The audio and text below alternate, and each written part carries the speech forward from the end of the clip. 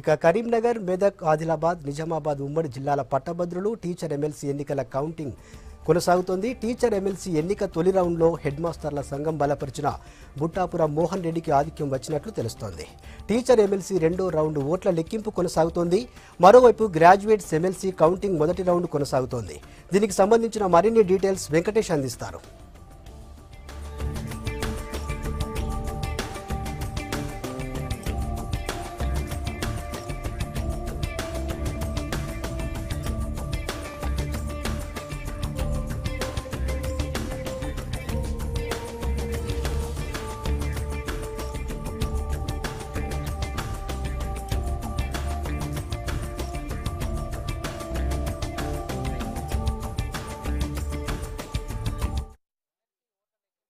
రెండో round graduate సంబంధించిన రెండో రౌండ్ కౌంటింగ్ స్టార్ట్ అయింది. ఇప్పుడు తొలి రౌండ్ ఫలితాన్ని కూడా కొంచెం అఫీషియల్ గా కొద్దిసేపట్లో చెప్పబోతున్నారు. మొత్తంగా చూస్తే మనకి ఎందుకంటే ఇన్వాలిడ్ ఓట్లు అనేటివి కలెక్టర్, జిల్లా ఎన్నికల అధికారిగా ఉన్న కలెక్టర్ ఇన్వాలిడ్ ఓట్లు ఎన్ని వచ్చినాయి, అవి కరెక్ట్ గా ఇన్వాలిడ్ అయినా కాదా అనేది ముందు చెక్ చేసిన తర్వాత ఆ మొదటి రౌండ్ ఫలితాన్ని ప్రకటిస్తారు. ఇప్పటికే టీచర్స్ ఎమ్మెల్సీ కూడా అదే పరిస్థితి. టీచర్ ఎమ్మెల్సీ స్థానాన్ని కూడా మొదటి రౌండ్ రెండో రౌండ్ కూడా దాదాపు పూర్తి కావచ్చింది. రెండో రౌండ్ కు సంబంధించి కొన్ని టేబుళ్లకు సంబంధించిన ఓట్ల లెక్కింపు షీట్స్ అన్ని కూడా కలెక్టర్ దగ్గరికి చేరాల్సి ఉంది. చేరిన తర్వాత మొదటి రెండు రౌండ్లను కలిపి మనకు ఫలితాన్ని వెల్లడించే అవకాశం ఉంది. ఎందుకంటే మనకు టీచర్స్ ఎమ్మెల్సీ స్థానానికి సంబంధించి కనుక చూస్తే లీడ్స్ కనుక మనం చెప్పొచ్చు, అన్అఫీషియల్ లీడ్స్ ఇవన్నీ కూడా బట్టాపురపు మోహన్ రెడ్డి అనే మాజీ ఎమ్మెల్సీ, తర్వాత హెడ్ మాస్టర్ల సంఘం ఆయనను బలపరిచి బరిలోకి దింపింది. ఈసారి ఆయన లీడ్ లో కనిపిస్తున్నాడు. ఆయన తర్వాత రెండో స్థానంలో ఆయనతో పాటు దాదాపు దగ్గరగా ఓట్లున్నాయి. కొద్దిపాటి తేడాతో రఘోత్తమ్ రెడ్డి, ఆయన పిఆర్టీయు సంబంధించిన రఘోత్తమ్ రెడ్డి రెండో స్థానంలో ఉన్నారు.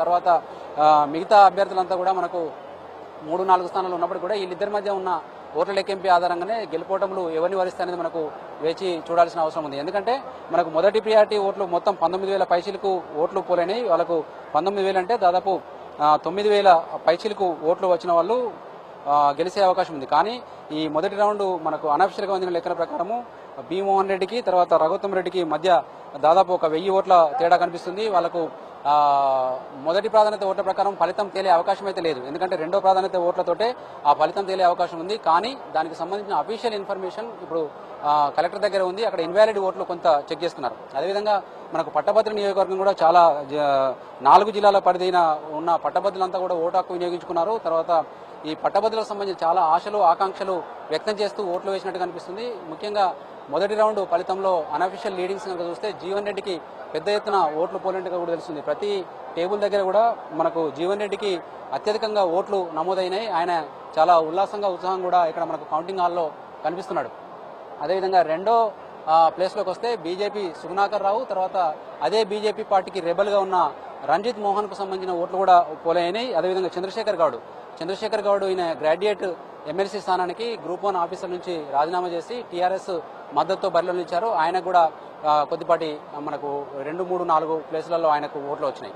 మనకు సుగుణాకర్ రావు, రంజిత్ మోహన్, తర్వాత చంద్రశేఖర్ గౌడ్ వీళ్ళు ముగ్గురు మధ్య 2, 3, 4 స్థానాల కోసం పోటీ ఉందని చెప్పొచ్చు. కానీ జీవన్ రెడ్డి వీళ్ళందరూ కూడా అందనంత దూరంలో తొలి రౌండ్ ఓట్లయితే పెద్ద ఎత్తున పోలైనట్టు కూడా మనకు కనిపిస్తుంది. ఆయన మాజీ మంత్రి జీవన్ రెడ్డి ప్రతిపక్ష నేతగా ఉండి అనేక సమస్యలపై రాష్ట్ర ప్రభుత్వాన్ని అసెంబ్లీలో శాసనసభ పక్ష ఉపనేత కూడా మొన్నటి వరకు తెలంగాణ తొలి అసెంబ్లీలో శాసనసభ పక్ష ఉపనేతగా ఉన్నారు. అనేక సమస్యలపై ప్రభుత్వాన్ని ప్రశ్నలు అడిగారు. ఆయన నినాదం కూడా అదే తీసుకెళ్లారు. ఎక్కువగా ప్రశ్నించే గొంతును గెలిపించండి, ప్రజాస్వామ్యం పరిడవిల్లాలంటే ప్రశ్నించే గొంతుగా ఉండాలని చెప్పి ఆయన నినాదంగా తీసుకుని ప్రజల్లోకి వెళ్లారు. ఆ నినాదం కొంత పనిచేసినట్టుగా మనకు మొదటి రౌండ్ ఫలితాలను బట్టి కూడా తెలుస్తుంది. మొదటి రౌండ్ ఇది మొత్తం గ్రాడ్యుయేట్ ఎమ్మెల్సీ 1,15,000 పైచీలకు ఓట్లు పోలైనాయి. 1,15,000 పైచీలకు ఓట్లకు సంబంధించి 1,15,458 ఓట్లు.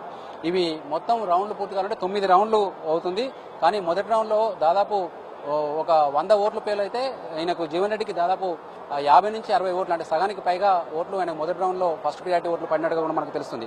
కానీ ఈ లీడ్ చివరి దాకా 9 రౌండ్లలో కూడా ఉంటుందా, కొంచెం తగ్గుతుందా అనేది మనకు వేచి చూడాల్సి ఉంది. అది కొంచెం అటు ఇటు అయినా కూడా మనకు రెండో ప్రియారిటీ ఓట్లు కూడా మనకు ముఖ్యమైన కీలక పాత్ర పోషించే అవకాశం ఉంది. అయితే జీవన్ రెడ్డికి సంబంధించిన ఓట్లను మనం పరిగణలోకి తీసుకుంటే ఆయనకు మొదటి ప్రాధాన్యత ఓటు వేసిన ఓటర్ రెండో ప్రాధాన్యత కింద రాణి రుద్రమను కానీ ఇంకొక అభ్యర్థిని కానీ స్వతంత్ర అభ్యర్థులు కానీ ఎన్నుకున్నారు తప్ప టీఆర్ఎస్ కానీ తర్వాత మరో బీజేపీ కానీ వేయలేదు. అదే బీజేపీ సుగుణాకర్ రావుకు ఫస్ట్ ప్రియారిటీ ఓట్లు వేసిన వాళ్ళు కూడా రుద్రమాదేవికి సెకండ్ ప్రియారిటీ ఓటు వేసినట్టు కూడా మనకు ఇక్కడ ట్రెండ్స్ని బట్టి తెలుస్తుంది. అయితే మనకు మొదటి నుంచి చెప్తున్నట్టుగా మొన్న శాసనసభ ఫలితాలు తర్వాత గ్రాడ్యుయేట్ ఎమ్మెల్సీ టీచర్స్ ఎమ్మెల్సీ ఫలితాలను కనుక మనం కంపేర్ చేసుకుంటే ఇది టీఆర్ఎస్ కు ఒక రకంగా చేదు ఫలితాలను ఇస్తున్నాయని చెప్పొచ్చు. ఎందుకంటే లీడ్స్ అని తర్వాత ట్రెండ్స్ కానీ గమనిస్తే టీఆర్ఎస్ అభ్యర్థులు మనకు మొదటి ఇక్కడ రెండో స్థానంలో కూడా కనిపించట్లేదు. మూడో స్థానం నాలుగో స్థానానికి వెనుకకు పడిపోయారు. ఇప్పటికే పాతూరు సుధాకర్ రెడ్డి మొన్నటి వరకు కూడా ఎమ్మెల్సీ శాసన మండలిలో విప్పుగా ఉన్నారు. టీచర్స్ విప్పుగా ఉన్న పాతూరు సుధాకర్ రెడ్డి కొద్దిసేపటి క్రితమే ఇక్కడ నుంచి వెళ్ళి అంటే కౌంటింగ్ హాల్ నుంచి వెళ్ళిపోవడం జరిగింది. ఎందుకంటే ఆయనకు పరిస్థితి అర్థమైంది. దాంతో ఆయన వెళ్ళిపోయాడు. మనం అనుకున్నట్టుగానే ఫలితాలు కూడా మోహన్ రెడ్డికి తర్వాత రఘోత్తమ రెడ్డికి మధ్య సాగుతుంది. అదేవిధంగా పట్టభద్రుల విషయానికి వస్తే మనకు జీవన్ రెడ్డి లీడ్లో కొనసాగుతున్నారు. తర్వాత సుగుణాకర్ రావుకు రంజిత్ మోహన్ మధ్య కూడా ఓట్లు పెద్ద ఎత్తున పోలవుతున్న పరిస్థితి కనిపిస్తుంది. ఇవన్నీ కూడా మనకు సాధారణ ఓటర్లు ప్రభుత్వ పథకాలు కావచ్చు, తర్వాత స్కీమ్స్ కావచ్చు, తర్వాత ఈ పెన్షన్లు కావచ్చు వాళ్ళకు ఓట్లను ప్రభావితం చేశాయని చెప్పుకోవచ్చు. కానీ ఇక్కడ పట్టభద్రులు ఎవరైతే ఉన్నారో టీచర్లు ఎవరైతే ఉన్నారో వాళ్ళు బుద్ధిజీవులుగా సమాజంలో ఒక గుర్తింపు పొందిన ఒక మేధావి వర్గానికి కింద చెప్పొచ్చు. వాళ్ళ ఆలోచన రాష్ట్ర ప్రభుత్వానికి వ్యతిరేకంగా ఉందనేది మనకి ఓటర్ల సరళిని బట్టి తెలుస్తుంది. ఎందుకంటే టీచర్లు అనేది మనకు టీచర్లు అనే వాళ్ళు తర్వాత గ్రాడ్యుయేట్స్ కూడా మనకు వాళ్ళ ఆలోచన సరళిని చూస్తే మనకు వాళ్ళ సమస్యలు ఏవైతే ఉన్నాయో ఉదాహరణకు పట్టభద్రులు కావచ్చు వాళ్ళకు ఉద్యోగాలు నిరుద్యోగ సమస్యను పెద్దగా ఎక్స్పోజ్ చేసే అవకాశం ఉంది. అదేవిధంగా పట్టభద్రులకు సంబంధించిన మనకు విద్యా సమస్యలు కావచ్చు, తర్వాత ఇంకా ఇతర సమస్యలు కావచ్చు, అవన్నీ కూడా మనకు ఈ ఎన్నికల్లో ఒక ప్రొజెక్షన్ చూపెడుతున్నాయని చెప్పట్టు ప్రొజెక్షన్ ఇచ్చినట్టుగా కూడా మనకు తెలుస్తుంది.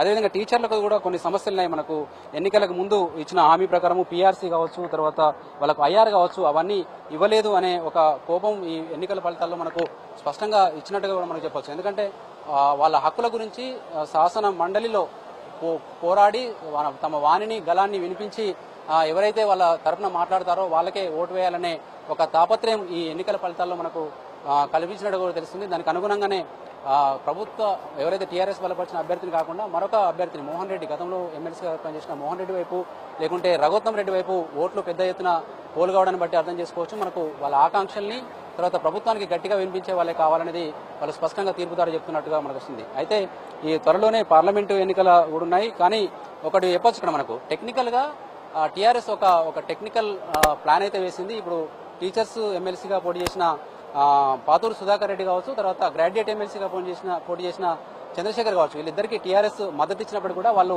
బరిలో మాత్రం ఇండిపెండెంట్ అంటే టెక్నికల్ గా వాళ్ళు ఇండిపెండెంట్ గా మాత్రమే పేర్కొనడం జరిగింది. కానీ వెనుక నుంచి వాళ్ళ ఎమ్మెల్యేలు కావచ్చు, టీఆర్ఎస్ ఎమ్మెల్యేలు ఇప్పుడు ఉదాహరణకి ఇక్కడ చంద్రశేఖర్ గౌడ్ అయితే బరిలోకి దించినప్పుడు ఆయనకు రెబల్ గా మనకు ఇక్కడ ట్రస్మాకు సంబంధించిన శేఖర్ రావు పోటీ చేశాడు. శేఖర్ రావుని బరి నుంచి తప్పించడానికి టీఆర్ఎస్ ఎమ్మెల్యేలు పెద్ద ఎత్తున ప్రయత్నం చేశారు. మనకు అక్కడ చుప్పదండి ఎమ్మెల్యే సుంత రవిశంకర్ కావచ్చు, తర్వాత సంజయ్ కుమార్ కావచ్చు, అక్కడ జగిత్యాల నుంచి సంజయ్ కుమార్ కావచ్చు, వీళ్ళంతా కూడా ట్రస్మా శేఖర్ రావును బలవంతంగా పోటీ నుంచి విరమింపజేశారు.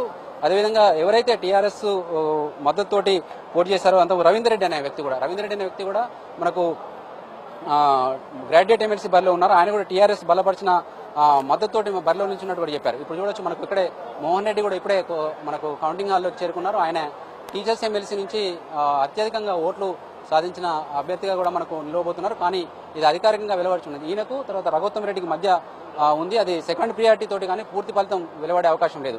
అదేవిధంగా గ్రాడ్యుయేట్ ఎమ్మెల్సీ ఇంకా 9 రౌండ్లు కావాల్సి ఉంది. ఇది 9 రౌండ్లలో పూర్తయిన తర్వాత కూడా ఫస్ట్ ప్రియారిటీ తోటే ఇది కౌంటింగ్ తుది ఫలితం వస్తుందా లేదనేది మాత్రం ఇంకా తేలడం లేదు.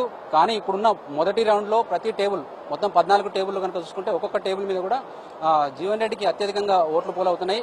అదే ట్రెండ్ అన్ని రౌండ్లో కనుక కంటిన్యూ అయితే తొలి ప్రాధాన్యత ఓటుతోటే జీవన్ రెడ్డి గెలిచే అవకాశం ఉంది. లేదు మనకు 2వ రౌండ్ 3వ రౌండ్ 4వ రౌండ్లో ప్రాధాన్యత క్రమాలు మారడం కానీ తర్వాత లీడింగ్స్ మారడం కానీ జరిగితే మనకు సెకండ్ ప్రియారిటీ ఓటు కీలకం కాబోతుంది. 1,15,000 పైచిలకు ఓట్లలో దాదాపు 1,15,000 అంటే 50